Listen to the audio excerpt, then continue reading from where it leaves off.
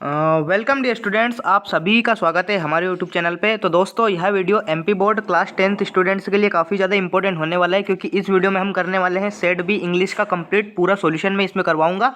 Channel पे already मैंने set D और सेट ए का अपलोड कर दिया है। एक वीडियो और आएगी दिन में जो सेट सी की होगी और सेट बी, यानी कि 4 से 5 वीडियो मैंने अपलोड कर दिए। अगर आपने उनको कंप्लीट वॉच कर लिया है और आपने जो सेक्शन सी मैंने ऑलरेडी बता चुका हूँ, सेक्शन सी का कंप्लीट जो 10/10 की वो तैयारी है, 10/10 अगर आपने उस वीडियो को देख लिया तो वो करके आ जाओगे आप।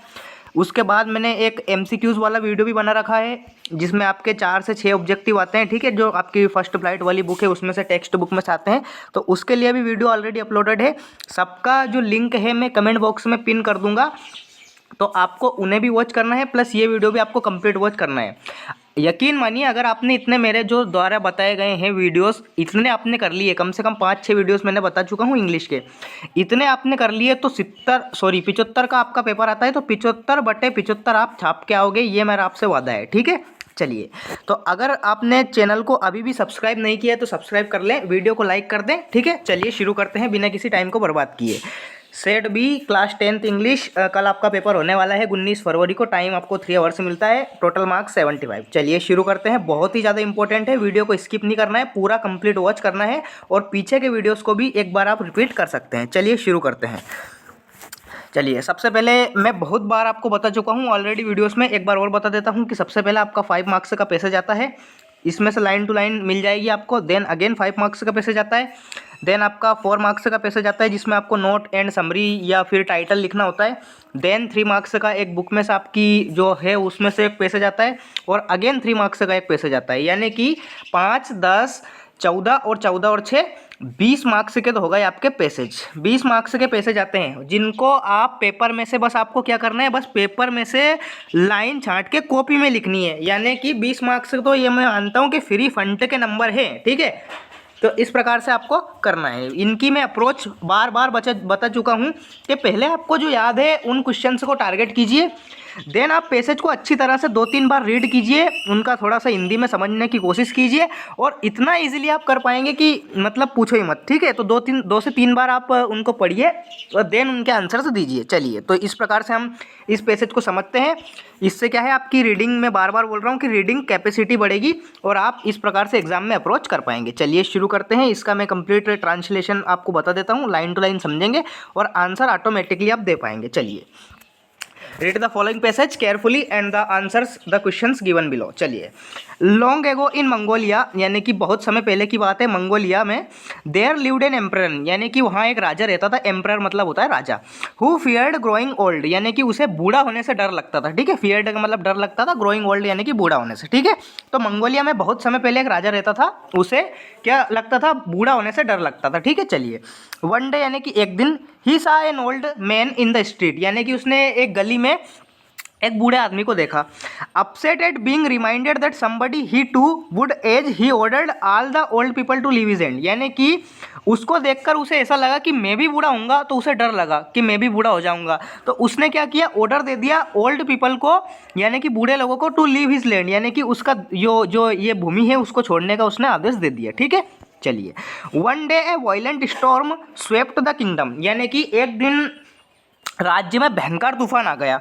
Nothing was safe from its फरी, यानी कि उसकी चपेट से कुछ भी सेफ नहीं था, कुछ भी मतलब अनसेफ था सारा का सारा, ठीक है। चलिए, it roared into the palace and blew away the emperor's belongings including his priceless golden picture. देखिए, उसके महल में भी तूफान आ गया था, और उसके जो एम्परर्स के बिलोंगिंग थे, यानी कि उसके जो सारे सामान थे, जिसमें उसका ये प्राइसलेस यानी कि बेशकीमती गोल्डन पिक्चर, यानी कि पिक्चर मतलब होता है घड़ा, तो वो भी उड़ गया, ठीक है। सोने का घड़ा है ये गोल्डन पिक्चर, यानी कि सोने का घड़ा, ये भी क्या हुआ, उड़ गया, सोने का घड़ा। देन क्या हुआ, चलिए आगे पढ़ते हैं। व्हेन द स्टॉर्म एंडेड, यानी कि जब जो तूफान है वो खत्म हुआ, the emperor ordered that the picture be found and brought back to him, यानी कि उसने ऐसा आदेश दे दिया कि जो सोने का घड़ा है वो वापस लाया जाए किसी भी हालत में, ठीक है। चलिए, आगे पढ़ते हैं। People went in search of the picture, यानी कि जो लोग हैं वो पिक्चर यानी कि घड़े की खोज में गए। They saw it in a lake nearby, यानी कि उन्होंने एक झील में उसको देखा। But no matter who tried no one could get a grip on the picture, यानी कि कोई भी उसको घड़े को नहीं पकड़ पाया, क्योंकि पानी में कौन जाए, ये है मेन समस्या। तो पानी में कोई भी जाना नहीं चाहता था, ठीक है। All they got was a handful of water, यानी कि उन्हें घड़ा तो नहीं मिला लेकिन एक चुल्लू भर पानी मिल गया। हैंडफुल ऑफ वाटर मतलब कुछ भी नहीं मिला, एक प्रकार से चुल्लू भर पानी मिला, यानी कि कुछ भी नहीं मिला। Yet it could be plainly seen, यानी कि फिर भी इसे स्पष्ट रूप से देखा जा सकता है। ग्लिटरिंग यानी कि चमकना, चमकता हुआ पानी की सतह के ठीक नीचे, वाटर के सरफेस के नीचे वो रखा हुआ था, लेकिन कोई भी उसे निकालना नहीं चाहता था, ठीक है। तो इस प्रकार से ये पैसेज हो जाएगा। चलिए, अब इतना आसान हो गया है कि आप बिना ही इसमें देखे आप इनका आंसर दे सकते हैं। चलिए, पहला क्वेश्चन है, the emperor was upset to see the old man because, यानी कि जो राजा था वो ओल्ड मैन को देखकर अपसेट क्यों हो गया था, दुखी क्यों हो गया था। तो देखिए, it remind him that he would grow old too, यानी कि बिल्कुल सही बात है, ये उसे याद दिला रहा था कि वो भी एक ना एक दिन बूढ़ा होगा। It remind him that he had no colour to hair, ये कोई सेंस ही नहीं है। It remind he might tell, ये भी नहीं है। इट रिमाइंड ग्रैंड फादर की तो बात ही नहीं हुई, यानी कि इस क्वेश्चन का करेक्ट आंसर क्या आ जाएगा। It reminded him that he would grow old too, यानी कि वो भी क्या हो जाएगा, बूढ़ा। यहाँ पे पैसेज में लिखा है upset him remind that somebody he would age, यानी कि वो भी क्या हो जाएगा, बूढ़ा, ये एम्परर वाला, ठीक है। चलिए, तो पहले क्वेश्चन का करेक्ट आंसर क्या जाएगा, it reminded him that he would grow old too, यानी कि वह भी बूढ़ा हो जाएगा। चलिए, सेकंड क्वेश्चन है, the people saw the golden picture in, यानी कि जो लोग थे उन्होंने जो सोने का घड़ा है वो कहाँ देखा था। तो मैंने यहाँ पे लिखा भी है, दे saw it in a lake nearby, यानी कि उन्होंने कहाँ देखा था, झील में देखा था। तो इस क्वेश्चन का करेक्ट आंसर क्या जाएगा, इन अ लेक नियर बाई। चलिए, नेक्स्ट क्वेश्चन है, the emperor order were that all the, यानी कि उन बूढ़े लोगों को क्या आदेश दे दिया था। तो उन्होंने दे दिया था कि यहाँ से जाएं और अपनी अपनी उसमें रहें, ठीक है। तो देखिए, इसका ऑर्डर मैं आपको बता देता हूँ, यहाँ पे लिखा है, he ordered all the old people to leave his land, ये देखिए, लीव हिज लैंड। तो देखिए, इसमें अपन देख लेते हैं, old man should live in his land, बिल्कुल गलत बात है। Young man should stay in his land, young man का कोई सेंस नहीं है। चिल्ड्रन का कोई सेंस नहीं है, बचा एक आंसर, सी ऑप्शन इस क्वेश्चन का करेक्ट आंसर हो जाएगा। सी ऑप्शन का अर्थ ही क्या निकल रहा है, देखिए, old man should live his land, यानी कि उसकी जो जगह है उसको छोड़ दो, ठीक है, ये उसने ऑर्डर दिया था। नेक्स्ट क्वेश्चन है, What did the people who went to bring the pitcher get, यानी कि उनको क्या मिला, पिक्चर तो नहीं मिला लेकिन क्या मिला। तो मैंने बताया था आपको, हैंडफुल ऑफ वाटर, चुल्लू भर पानी, ये यहाँ पे लिखा है, दे ऑल गोट है हैंडफुल ऑफ वाटर, यानी कि आपका इस क्वेश्चन का करेक्ट आंसर क्या हो जाएगा, सी ऑप्शन इस क्वेश्चन का करेक्ट आंसर हो जाएगा। चलिए, द एम्परर फियर्ड, एम्परर को डर क्यों लगता था, गेटिंग वीक, कमजोर होने का, बिल्कुल गलत बात है। गेटिंग इल, बीमार होने का डर ही नहीं लगता था। जवान होने का डर ही नहीं लगता, उसे डर लगता था गेटिंग ओल्ड का, यानी कि बूढ़ा होने का उसे डर लगता था। पहली लाइन में लिखा है, देखिए मैं आपको दिखा देता हूँ। आल्दो पैसेज को आपने समझ लिया है तो देखने की जरूरत ही नहीं पड़ेगी।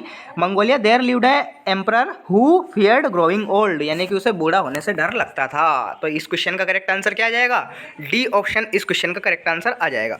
तो देखिए, आपने देखा किस प्रकार से पहले मैंने पैसेज को पढ़ा, उसको समझा, उसका हिंदी में अर्थ निकालने की कोशिश की, और देन अपने आप आंसर्स इतने इजी हो गए कि पूछो ही मत, ठीक है। आपके सामने ही आप ही इनका मैंने हिंदी में जब आपको बता दिया तो अपने आप ही आंसर, ऐसा नहीं कि आप पैसेज को पढ़े ही नहीं और पहले ही क्वेश्चन देखें कि द एम्परर वाज अपसेट और फिर पैसेज में ढूंढने लगे, नहीं, इस प्रकार से पैसेज सोल्व नहीं हो सकते। पैसेज सोल्व होंगे, पहले आप पैसेज को अच्छी तरह से 2-3 बार रीड कीजिए, उसका मतलब निकालने की कोशिश कीजिए कि क्या बोल रहा है पैसेज, किसके बारे में है पैसेज, क्या हुआ, ये स्टोरी क्या है, और देन आंसर्स आपके ईजी हो जाएंगे, ठीक है। तो इस प्रकार से आप पैसेज को अप्रोच कीजिए, ठीक है। चलिए, नेक्स्ट क्वेश्चन की ओर बढ़ते हैं। नेक्स्ट क्वेश्चन अगेन 5 मार्क्स का पैसेज पूछा जाता है। तो देखिए, ये पूछा गया है, read the following passage carefully, again ये 5 मार्क्स का होता है। There are 3 main groups of oil, animal, vegetable and mineral, यानी कि ऑयल के 3 मेन ग्रुप होते हैं, एक तो एनिमल ऑयल होता है, एक वेजिटेबल ऑयल होता है, एक मिनरल ऑयल होता है, ठीक है।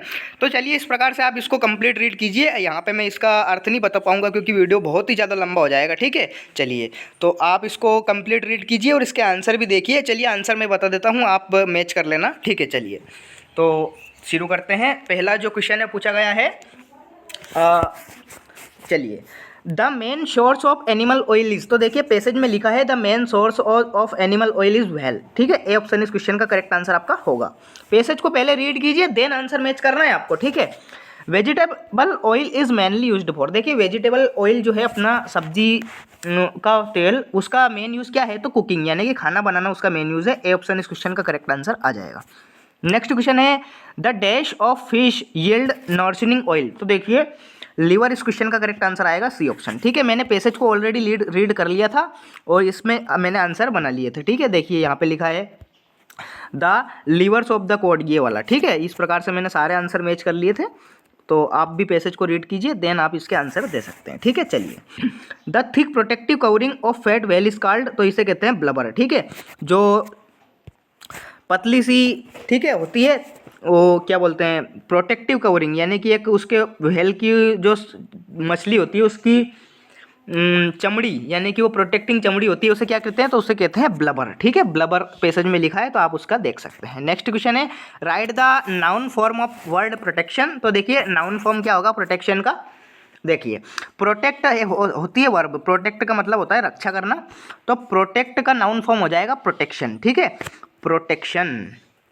ध्यान रखिए एक क्वेश्चन ऐसा कभी कभी पूछ लेते हैं प्रोटेक्शन, देखिए जिन शब्दों के आखिरी में TION आता है उसे नाउन कहते हैं, ये याद रखिए, जिन शब्दों के आखिरी में TION आता है वो होती है नाउन, ठीक है। तो प्रोटेक्शन इस क्वेश्चन का करेक्ट आंसर आ जाएगा। चलिए नेक्स्ट क्वेश्चन की ओर बढ़ते हैं। नेक्स्ट क्वेश्चन आपका पूछा गया है, ये पूछा जाता है आपका टाइटल, जो नोट एंड टाइटल होते हैं, ठीक है, 4 मार्क्स का आता है, बिल्कुल ईजी क्वेश्चन।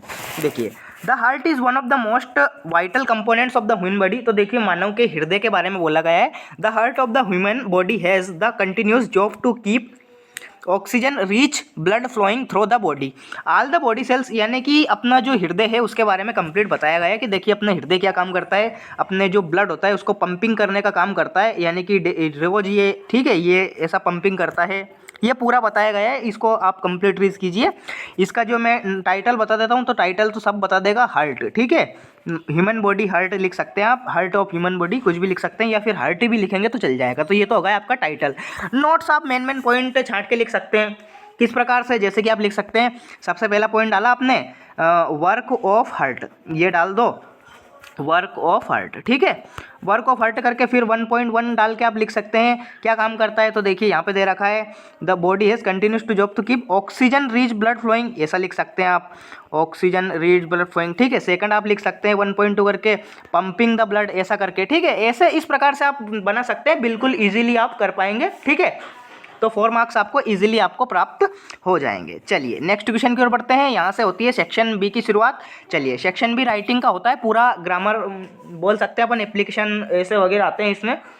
चलिए तो पहला क्वेश्चन है you are Rachit Saxena studying government high secondary school Bhind, write an application to your principal for subject change, तो देखिए आपको सब्जेक्ट चेंज के लिए एप्लीकेशन लिखनी है, ठीक है। तो आप लिख सकते हैं to the principal government high secondary school, ठीक है। और आप लिख सकते हैं कि I am a student of class 11th, I had adopted maths but I had not interested in maths because my father wants to be, I should be an doctor, my dream is an doctor, so I want to change my subject from math to bio, ये इस प्रकार से आप लिख सकते हैं, ठीक है, बिल्कुल ईजिली आप कर पाएंगे, ठीक है, इस प्रकार से। अब मैंने ये जो मुझे याद नहीं है ये मैंने मन से बोली है, ठीक है। अगर आपको कुछ भी नहीं याद हो, देखिए छोड़ के किसी भी क्वेश्चन को नहीं आना है, आपको करना है, ठीक है। ऐसा नहीं कि आप सारे याद करके जाएंगे तो वही परीक्षा में आएगा, नहीं। अगर कोई सा क्वेश्चन आउट जाए तो बिल्कुल आप उसको ईजिली कर पाएंगे, जो यहाँ पे दे रखा है सब्जेक्ट उसको अकॉर्डिंग आप इसको हिंदी में पहले समझिए और देन आप उसके आंसर दे पाएंगे। चलिए नेक्स्ट जो है write a letter to your father requesting him to send ₹1000 to buy some books, तो आपको अपने फादर को एक लेटर लिखना है जिसमें आप उनको बताएंगे कि मुझे पुस्तकें चाहिए, तो उसके लिए 1000 रुपये आप भिजवाएंगे। तो बिल्कुल आप लिख सकते हैं रेस्पेक्टेड फादर करके, यहाँ पे एड्रेस डाल दीजिए, फिर लिखिए रेस्पेक्टेड फादर, फिर लिखिए I am well here and I hope you that you are also well there and other members of the family are also well there, ठीक है, ऐसा लिखिए। देन आप my studies are going well here, यानी कि मेरी पढ़ाई यहाँ पे बहुत अच्छी चल रही है, but I have to buy some extra books so I want 1000 rupees so kindly send me by money order, लीजिए। अगर आपने इतना कर दिया तो 4 मार्क्स आपके कहीं नहीं गए, ठीक है, ये इस प्रकार से आप कर पाएंगे। चलिए नेक्स्ट जो क्वेश्चन है पूछा गया है, right an essay on the following topic in 150 words. तो देखिए 150 शब्दों में आपको लिखना है। बिल्कुल आप इजीली इसको कर पाएंगे, 5 मार्क्स आपको इजीली मिल पाएंगे। ये कौन सा कर सकते हैं आप, माय फेवरेट गेम कर सकते हैं आप, क्रिकेट के बारे में वर्णन कर सकते हैं, ठीक है, ये वाला कर सकते हैं, या फिर ये वाला नहीं करें तो आप ये बिल्कुल पैराग्राफ लिख सकते हैं। दोनों एक ही चीज़ होती है, क्योंकि अब तो जो ऐसे होता है वो आपको पैसेज में ही लिखिए, मेरे अकॉर्डिंग पॉइंट में मत लिखिए, क्योंकि 5 मार्क्स में आता है। पहले 10 मार्क्स का आता था तो उसको आपको बड़ा लिखना रहता था, ठीक है। कोई भी वंडर ऑफ साइंस का भरोसा ना रहे, बिल्कुल आप गेम्स एंड स्पोर्ट्स का याद कीजिए। कोविड-19 वाला तो ज़्यादा लगता नहीं कि इस बार आएगा। गेम्स एंड स्पोर्ट्स का याद कर सकते हैं, माई हॉबी का याद कर सकते हैं, बिल्कुल कोई सा भी आप याद कर सकते हैं, ठीक है। कोविड-19 वाला कर सकते हैं, ऑनलाइन एजुकेशन बिल्कुल आप लिख सकते हैं, ठीक है, बिल्कुल ईजी कि online education during the corona time the schools and coaching were closed, so all the students studied on mobiles and laptops, so online education is very important in this age। ऐसा कुछ भी लिख सकते हैं। Poor students के बारे में लिख सकते हैं, जो गरीब हैं, they can not go to coaching and they can not pay the fees for the school, so they do online education. ये ऐसा बिल्कुल आप लिख सकते हैं यार, एक पेज बिल्कुल आप भर सकते हैं, कोई भी इसमें बड़ी बात नहीं है, ठीक है। चलिए नेक्स्ट क्वेश्चन है, on the basis of the picture given below right a paragraph about the importance of trees. देखिए 3 मार्क्स का ये क्वेश्चन आता है, बिल्कुल ही इजी पिक्चर आती है, आपको इसको करना है। देखिए किस प्रकार से आप ट्रीज का लिख सकते हैं, देखिए मैं आपको बता देता हूँ।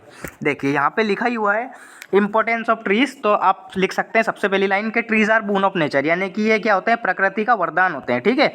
ये लाइन आप हेडिंग डाल दीजिए, फिर डाल दीजिए ट्रीज प्रोवाइड अस, क्या प्रोवाइड करते हैं, ये यहाँ पे लिखा है प्रोवाइड फूड, प्रोवाइड मेडिसिन, बिल्कुल सही बात है, प्रोवाइड ऑक्सीजन, बिल्कुल हमें ऑक्सीजन देते हैं पेड़, ठीक है। तो इस प्रकार से आप लिख सकते हैं प्रोवाइड वुड, यानी कि लकड़ियाँ प्रदान करते हैं, ठीक है। Provide shade in the summer vacation, यानी कि गर्मियों में हमें शेड प्रोवाइड करते हैं, यानी कि छांव प्रदान करते हैं, ठीक है। इस प्रकार से आप लिख सकते हैं। और लास्ट में आप डाल सकते हैं plant a tree save our earth, यानी कि वृक्षारोपण कीजिए और अपनी धरती को बचाइए, ठीक है। इस प्रकार से आप लिख सकते हैं। So we have to plant more to more trees, ये आप लिख सकते हैं, बिल्कुल इजीली आपको 3 मार्क्स मिल पाएंगे, ठीक है। 75 वर्ड्स आप कम से कम लिख दीजिए, बिल्कुल आप इजीली इसको कर पाएंगे, ठीक है। चलिए सेक्शन सी का ऑलरेडी एक वीडियो बना चुका हूं मैं, उसकी जो लिंक है वो कमेंट बॉक्स में पिन कर दूंगा। चलिए इनको भी समझ लेते हैं।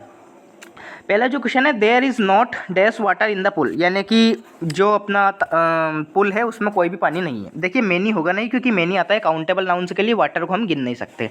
सम होगा नहीं, क्योंकि सम आता है अफर्मेटिव सेंटेंस में, यहाँ में नोट लगा है, ठीक है।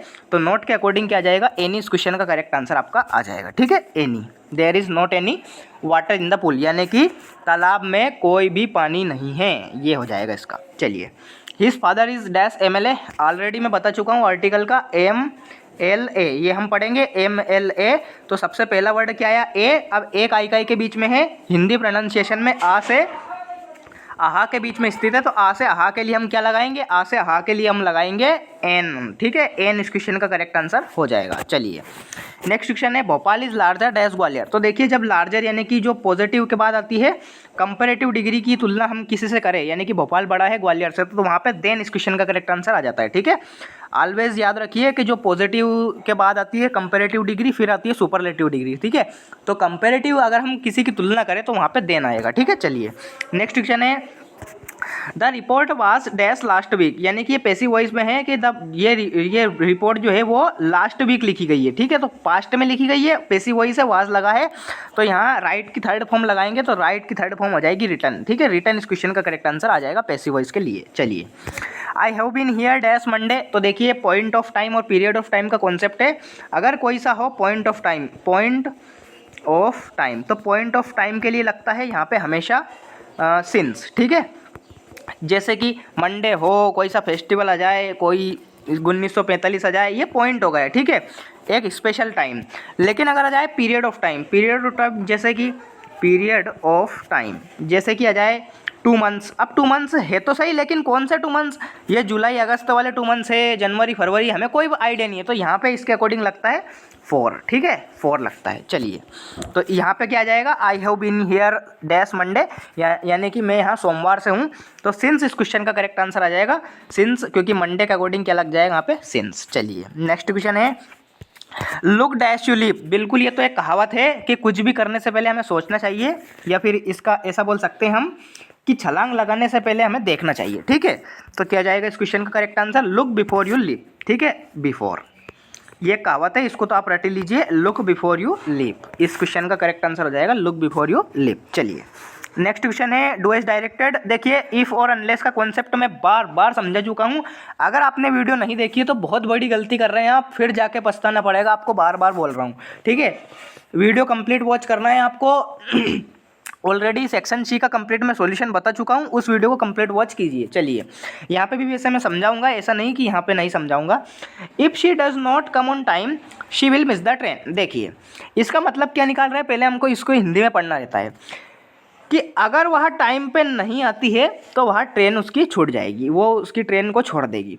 अगर वह टाइम पे नहीं आती है तो वह ट्रेन को छोड़ देगी। अब इसको जोड़ना है अनलेस से, तो अनलेस का मतलब कैसे निकालेंगे हम कि जब तक वह टाइम पे नहीं आएगी उसकी ट्रेन छूट जाएगी। तो देखिए अनलेस का मतलब होता है जब तक नहीं, तो अनलेस शी, अब देखिए कौन सा टेंस है, जब तक वह नहीं आती है। ठीक है, तो शी कम्स आएगा यहाँ पे। ठीक है, क्योंकि पहला जो ये होता है प्रेजेंट इंडेफिनिट में, ये वाला होता है फ्यूचर इंडेफिनिट में। ठीक है, तो अनलेस शी कम्स, यहाँ पे नेगेटिव के अकॉर्डिंग नॉट नहीं लगाएंगे हम, डू नॉट, डज नॉट, कुछ भी नहीं लगेगा। क्यों? क्योंकि अनलेस में ही ऑलरेडी नेगेटिव छुपा है। ठीक है, इसका मतलब क्या निकला, अनलेस शी कम्स, कि जब तक वह टाइम पे नहीं आती है।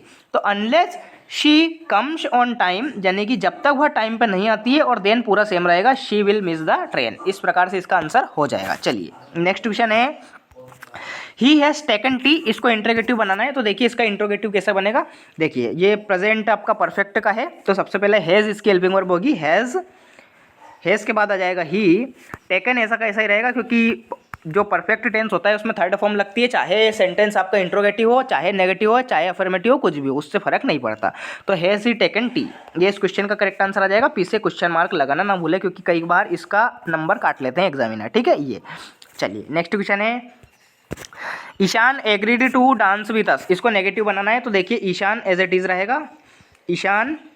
अब एग्रीड कौन सी फॉर्म है, वर्ब की सेकंड फॉर्म है यहाँ पे। ठीक है, सेकंड फॉर्म के अकॉर्डिंग कौन सा टेंस हो जाएगा, ये पास्ट इंडेफिनिट टेंस, तो इसके अकॉर्डिंग क्या लगेगा, did not. Ishan did not. अब एग्रीड का क्या हो जाएगा, एग्री, क्योंकि फर्स्ट फॉर्म में चेंज होता है, पास्ट इंडेफिनिट को अगर नेगेटिव में बनाए या इंट्रोगेटिव में बनाए तो वो हो जाता है फर्स्ट फॉर्म हो जाती है वर्ब की। ठीक है, तो Ishan did not agree to dance with us, ये इस क्वेश्चन का करेक्ट आंसर आ जाएगा। ठीक है, चलिए नेक्स्ट क्वेश्चन की ओर बढ़ते हैं। He is rich he is not happy, combined the sentence using yet. Yet का मतलब होता है फिर भी, क्या होता है, फिर भी। तो हमें इसको क्या होता है, क्या जोड़ना है कि वह अमीर है फिर भी वह खुश नहीं है। ठीक है, तो यहाँ पे लिखेंगे हम ही इज रिच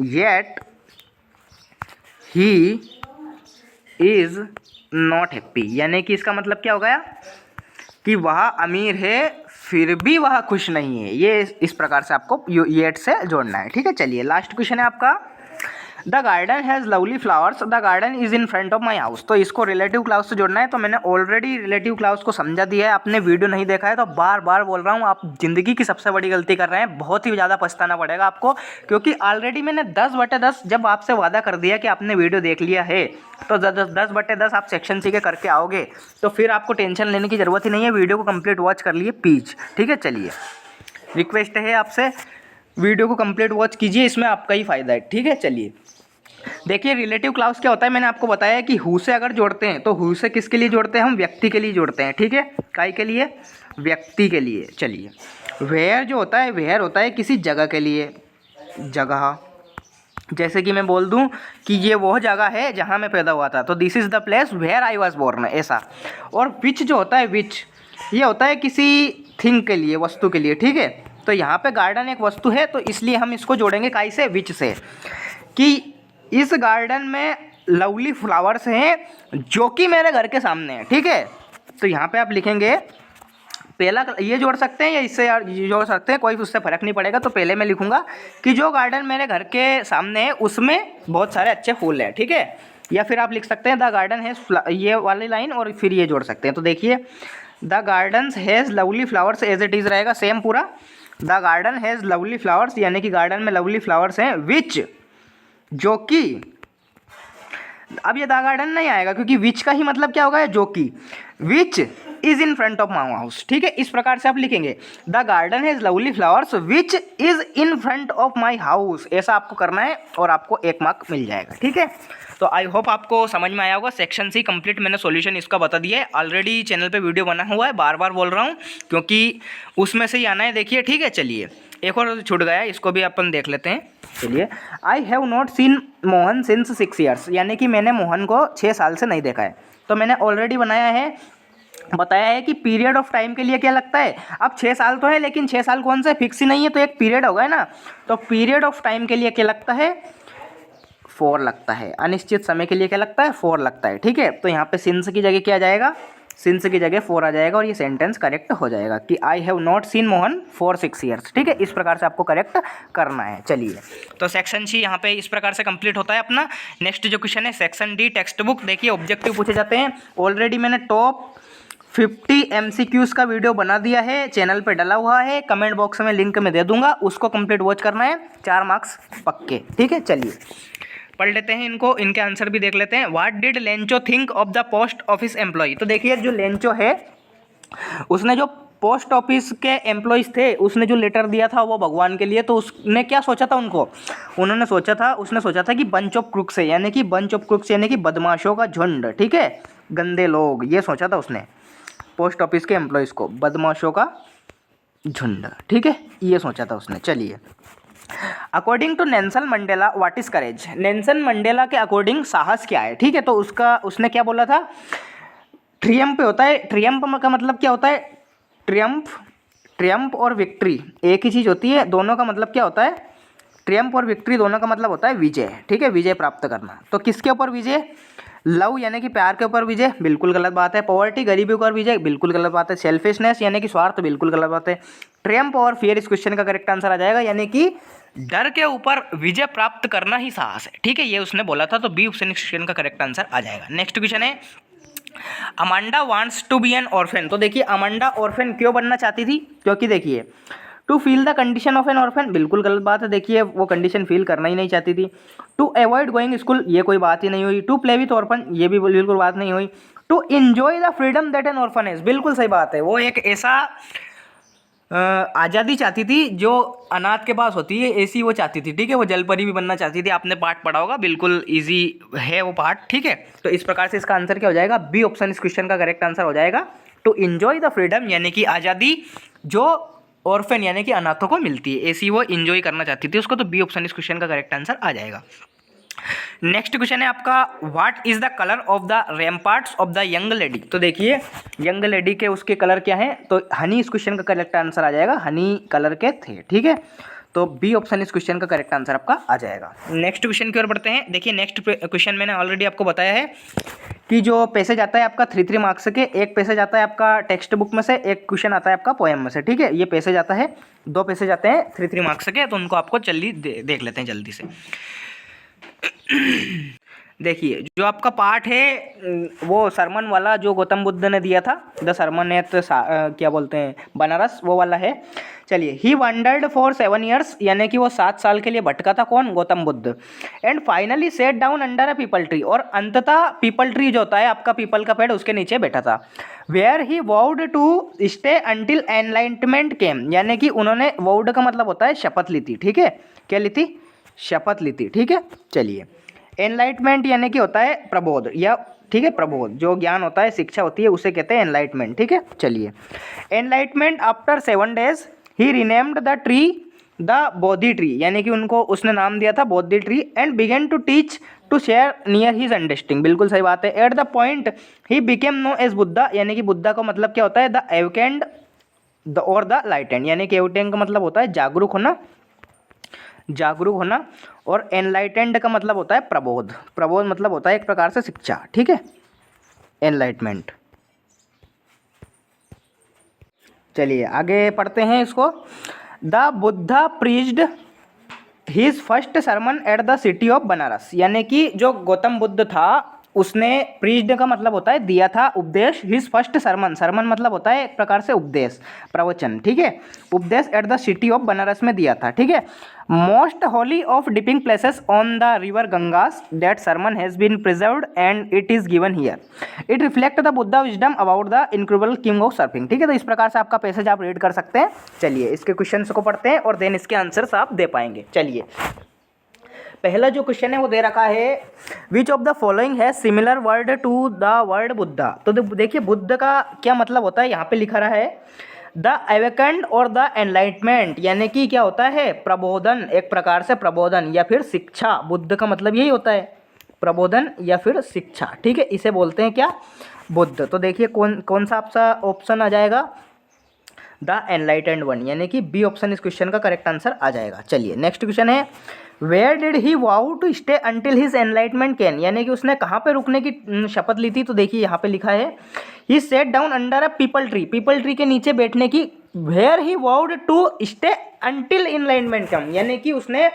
पीपल के पेड़ के नीचे बैठने की शपथ ली थी। तो इसमें क्या आ जाएगा, अंडर है पीपल ट्री, इस क्वेश्चन का करेक्ट आंसर आपका आ जाएगा, ठीक है, अंडर अ पीपल ट्री यानी कि बी ऑप्शन। चलिए नेक्स्ट क्वेश्चन है, the lesson tells us about Buddha sermon at Banaras it was is, कौन सा सरमन था। तो देखिए यहाँ पे अब मुझे लगता है इसमें थोड़ा सा डाउट, अब मैं बताता हूँ क्यों। क्योंकि देखिए अगर जीके के हिसाब से इसको देखें, अगर रियलिटी के हिसाब से देखें, तो जो बुद्ध का फर्स्ट सरमन था, जो फर्स्ट सरमन था वो कहाँ था, वो फर्स्ट सरमन था सारनाथ में। कहाँ पे था, सारनाथ में। अब जो लास्ट सरमन था, लास्ट सरमन था कहाँ पे था, वो लास्ट सरमन यानी कि उनका प्रवचन उपदेश वो था कुशीनगर में, ठीक है, कहाँ पे था, कुशीनगर में। अब देखिए यहाँ पे फर्स्ट तो दे रखा है सारनाथ और लास्ट दे रखा है कुशीनगर, ये बिल्कुल एग्जैक्ट बात है क्योंकि ये हिस्ट्री में लिखी हुई है, ठीक है। अब देखिए जो आपका चैप्टर है उसमें यहाँ पे जो लाइन अपन पैसेज में पढ़ते हैं, यहाँ पे लिखिए, देखिए the Buddha preached his first sermon eight the city of Banaras, ये बात मुझे बिल्कुल जमी नहीं, क्योंकि जो फर्स्ट सरमन था वो तो उन्होंने दिया था सारनाथ में, ठीक है। तो पाठ के अकॉर्डिंग बनारस दे रखा है जो हम मान सकते हैं, लेकिन रियल में सारनाथ में था, ठीक है। चलिए तो इस क्वेश्चन का करेक्ट आंसर देख लेते हैं, the lesson tells about Buddha sermon as Banaras it was is dash sermon. अब देखिए यहाँ पे फर्स्ट तो ऑप्शन ही नहीं दे रखा है, ठीक है, फर्स्ट। अब यहाँ पे फर्स्ट क्योंकि ऑप्शन ही नहीं है तो इसलिए हम कौन सा, लास्ट होगा नहीं, क्योंकि लास्ट कुशीनगर में था, नॉट मेंशनड ही करेंगे यहाँ पे, क्योंकि यहाँ पे कोई तुल नहीं दे ही नहीं रखा है। अगर यहाँ पे ऑप्शन होता फर्स्ट तो बिल्कुल यहाँ पे देखिए क्योंकि लिखा है the Buddha preached his first sermon eight the city of Banaras, बिल्कुल बात है, लेकिन फर्स्ट सरमन वास्तव में कहाँ पे था, सारनाथ में था, तो इसीलिए वहाँ पे ऑप्शन नहीं दिया गया हो सके, ठीक है। तो यहाँ पे अपन इस क्वेश्चन का करेक्ट आंसर करेंगे नॉट मेंशनड, ठीक है, क्योंकि हमें पता ही नहीं है, ये इस क्वेश्चन का करेक्ट आंसर हो जाएगा। थोड़ा सा ये डाउटफुल क्वेश्चन है, ठीक है, इसलिए आप अपने अकॉर्डिंग इसको कर लेना। चलिए नेक्स्ट क्वेश्चन है, ये अगेन 3 मार्क्स का पैसेज है आपका, ठीक है, इसको भी अपन कंप्लीट रीड करेंगे और समझेंगे। द फॉग कम्स यानी कि धुंध या कोहरा आता है, ऑन लिटिल कैट फीट यानी कि बिल्ली की तरह छोटी सी, it sits looking over harbour and city on silent haunches, ठीक है, ये दे रखा है, एंड देन मूव्स ऑन यानी कि फिर चला जाता है। देखिए तो पहला जो क्वेश्चन है, who has written the above poem, तो मैंने ऑलरेडी बताया है आपको कि सारे के सारे आपको पोएम के और जो पार्ट के जो एक्सट्रैक्ट के सारे पोइट और ऑथर के नाम याद करना है, क्योंकि एक क्वेश्चन इसका पूछा जाता है, ठीक है। तो इस पोएम के जो रिटर्न ये लिखी गई है कार्ल सैंडबर्ग द्वारा, सी ऑप्शन इस क्वेश्चन का करेक्ट आंसर आ जाएगा। नेक्स्ट क्वेश्चन है, the poet compared the fog with, तो देखिए यहाँ पे स्पष्ट बात लिखी है, ये देखिए the fog comes on little cat feet यानी कि बिल्ली की तरह, ठीक है। तो इसने तुलना किससे की है, the poet compares the fog with cat से, यानी कि सी ऑप्शन इस क्वेश्चन का करेक्ट आंसर आ जाएगा।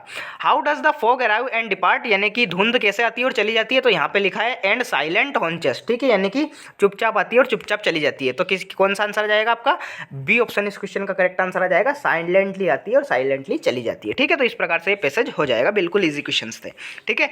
नेक्स्ट जो है वो है क्वेश्चन आंसर आपके 6 क्वेश्चन आते हैं, 2 मार्क्स के, 12 मार्क्स के, ठीक है। तो इनको आपको कंप्लीट याद करना है, ठीक है।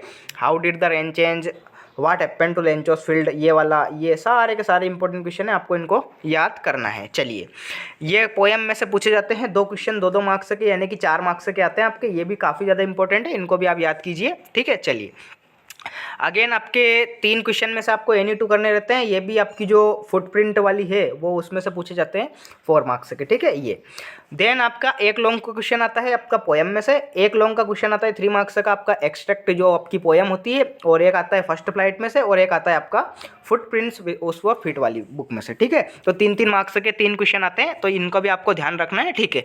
चलिए, तो इस प्रकार से मैंने एमपी बोर्ड क्लास 10th के स्टूडेंट्स के लिए काफ़ी ज़्यादा एक पेपर बता दिया है। इसमें से ही पूछे जाने के चांसेस है, क्योंकि मैंने ऑलरेडी 4 वीडियोस अपलोड हो चुके हैं, एक वीडियो और आएगी दिन में। अगर आपने 5 वीडियोस प्लस एक सेक्शन सी का कंप्लीट वीडियो बना हुआ है, प्लस एक एमसीक्यूज का कंप्लीट वीडियो बना रखा है, ठीक है। तो अगर आपने सारे के सारे वीडियोस देख लिए तो यकीन मानिए आप 75/75 करके आएंगे। जैसे ही आप एग्जाम सेंटर से निकलेंगे एक ही बात बोलोगे, गुरुजी फोड़ दिया, ठीक है। चलिए, तो चैनल को लाइक एंड सब्सक्राइब कीजिए। मिलते हैं नेक्स्ट वीडियो में, तब तक के लिए टाटा बाय बाय।